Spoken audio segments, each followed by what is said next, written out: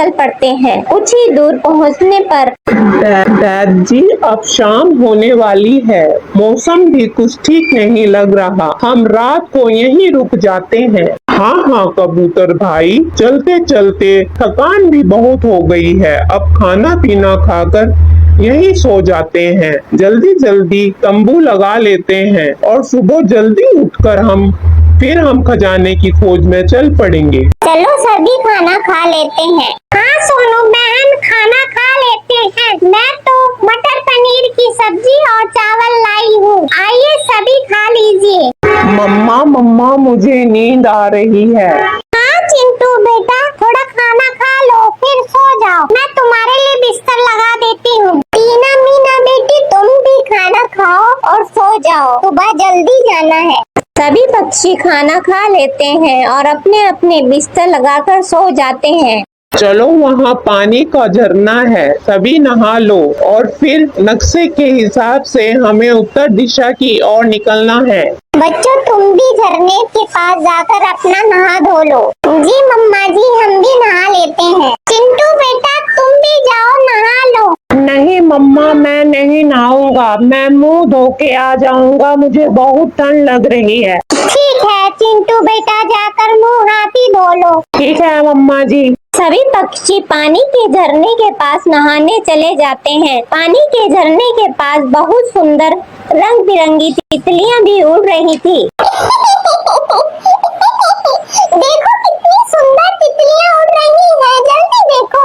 हाँ टीना, ये तो बहुत सुंदर तितलियां हैं, रंग बिरंगी, सुंदर सुंदर। मैं तो एक तितली को पकड़ कर ले जाऊंगा अपने साथ। नहीं चिंटू, तितली को मत पकड़ना, वो अपने परिवार में ही खुश है। जैसे हम लोग अपने परिवार में खुश रहते हैं, वैसे वो अपने परिवार में ही खुश है। अच्छा ठीक है, मैं इसे नहीं पकड़ूंगा, इसे इसी के परिवार में रहने देता हूँ। चलो जल्दी से नहा लेते हैं, फिर वापस चलते हैं। सभी पक्षी नहाने के बाद वापस आ जाते हैं। नाश्ता करने के बाद उत्तर दिशा की ओर सभी पक्षी चलना शुरू कर देते हैं। सभी पक्षियों को चलते चलते शाम हो जाती है। तभी बैद जी की नजर सामने खाई पर पड़ती है। रुक जाओ सभी, सामने जो खाई है हमें उसे पार करना है। इन दोनों पहाड़ों के बीच जो खाई है उसे पार करके हमें उस पार जाना है। बैद जी, इस पहाड़ से उस पहाड़ तक कैसे जाएंगे? बीच में तो खाई है, कैसे जाएंगे हम आगे? हाँ बैद जी, ये तो बहुत ही बड़ी खाई है, इसमें तो कोई गिरेगा तो बचेगा भी नहीं। बैद जी देखिए ना, नक्शे में और कोई रास्ता नहीं है क्या? कालू बेटा, नक्शे के हिसाब से एक ही रास्ता है, यही है। हमें इस पहाड़ी को जैसे तैसे करके इस खाई को पार करके उस पहाड़ पर जाना ही होगा, क्योंकि एक ही रास्ता है। बैद जी, सूरज छिपने को है, रात होने को है।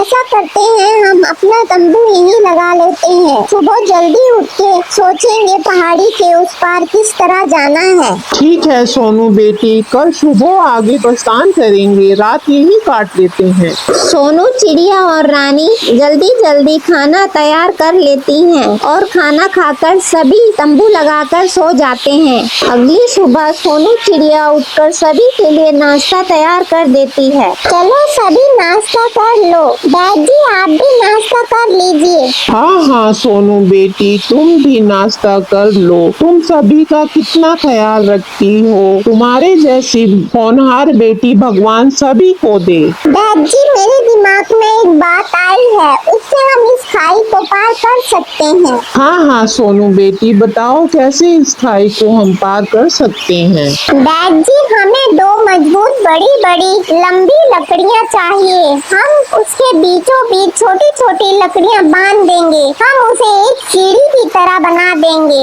और फिर हम वो इस पहाड़ी के बीच में लगा देंगे। उससे हमें रास्ता बन जाएगा। इससे हम आराम से इस पहाड़ी पहाड़ी से उस पहाड़ी तक पहुंच सकते हैं। हाँ हाँ सोनू बहन, तुम ठीक कहती हो। हाँ बहन, ये तो ठीक कह रही हो तुम। हाँ सोनू बेटी, ये ठीक रहेगा। तुम सब लकड़ियों का इंतजाम करो। फिर सभी लकड़ियों का इंतजाम करने चले जाते हैं। लकड़ियाँ लाकर फिर वो एक सीढ़ी तैयार कर लेते हैं। चलिए, अब सीढ़ी तो तैयार हो चुकी है, इसे हम पहाड़ी के ऊपर लगा देते हैं। सभी पक्षी मिलकर सीढ़ी लगा देते हैं। सीढ़ी लगने के बाद सब बारी बारी उस सीढ़ी के ऊपर से खाई को पार कर लेते हैं। सभी यहीं रुक जाओ। सोनू बेटी, तुम वो अंगूठी निकाल कर अपनी उंगली में पहन लो। जहाँ वो अंगूठी का निशान तुम्हें नजर आए, तुम वहाँ रुक जाना, क्योंकि आगे बिना अंगूठी के नहीं बढ़ सकते। सोनू बेटी, तुम सबसे आगे चलो, हम तुम्हारे पीछे पीछे आते हैं। जहाँ तुम्हें ये अंगूठी का निशान नजर आए, वहाँ तुम रुक जाना। जी बैद जी। सभी सोनू के पीछे पीछे चलने लगते हैं। तभी अचानक सोनू, सांप सांप। बैद जी, आगे 2 सांप हैं। सोनू बेटी, डरो नहीं, ये सांप खजाने के रक्षक हैं। इन्हें तुम अपनी अंगूठी दिखाओ, ये अपने आप चले जाएंगे। सोनू चिड़िया सांप की तरफ अपनी अंगूठी करती है। वो दोनों सांप नीचे मुंह करके आगे बढ़ जाते हैं और वहाँ से चले जाते हैं। तभी सोनू आगे देखती है, गुफा पर अंगूठी का निशान बना होता है। बैद जी, इस गुफा में अंगूठी का निशान बना हुआ है। सोनू बेटी, ये जो अंगूठी का निशान बना हुआ है, तुम इस पर अपनी अंगूठी लगा दो और रास्ता अपने आप बन जाएगा। जैसे ही सोनू चिड़िया गुफा के दरवाजे पर अंगूठी लगाती है, तभी गुफा का दरवाजा खुल जाता है। बैद जी, अंदर देखिए, ये बॉक्स। सोनू बेटी, इस बॉक्स को ले लो, ये तुम्हारे पूर्वजों का है, इसमें ही तुम्हारा खजाना है। सोनू चिड़िया उस बॉक्स को ले लेती है और बॉक्स को खोलती है। तभी सभी खुशी से झूमने लगते हैं। ये खजाना मिल गया। अरे सोनू बहन, मुझे तो ये सपना सा लग रहा है। क्या ये सच में खजाना है? अरे मुझे कोई चोटी तो मारो, मुझे तो ये सपना सा लग रहा है। नहीं रानी, तुम सपना नहीं देख रही, ये देखो, ये सच में खजाना है। हाँ सोनू बहन, तुम्हें सच में खजाना मिल गया। हे भगवान, मैंने कभी इतना खजाना नहीं देखा। सोनू बहन, अब तुम कितने अमीर हो जाओगी और तुम अच्छे अच्छे गहने और कपड़े पहनोगी ना सोनू बहन, कितना अच्छा लगेगा तुम्हें। रानी, तुम ऐसा क्यों बोल रही हो? आप सबकी वजह से ये मुमकिन हुआ है। मैं अकेली इसकी हकदार नहीं हूँ, तुम भी इसके हकदार हो बराबर। रानी बहन, जितना मेरा इस पर हक है, उतना तुम्हारा भी है। बच्चों, क्या सारी बातें यहीं कर लोगे कि घर की ओर भी चलना है? चलो जल्दी घर की ओर चलते हैं। शाम होने को थी। सभी पक्षी अपने घरों की तरफ चल देते हैं।